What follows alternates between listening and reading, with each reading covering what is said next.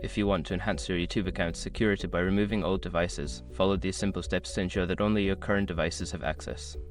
Step 1. Sign into YouTube. Open your web browser and go to the YouTube website.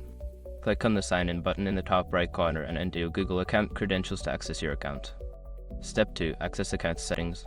Once signed in, click on your profile picture in the top right corner. From the drop-down menu, select Settings to open your account settings. Step 3. Navigate to Security Settings. In the Settings menu, look for the Security tab on the left sidebar. Click on it to view your security options, including devices that have access to your account. Step 4. Review connected devices. Under the Security Settings, find the section that lists devices connected to your account. Here, you will see a list of all devices that have access to your YouTube account. Step 5. Remove all devices. Identify the all devices you want to remove. Click on the option to remove or sign out of those devices.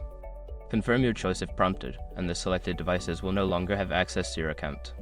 By following these steps, you can easily manage and secure your YouTube account by removing old devices. Regularly checking your security settings helps keep your account safe.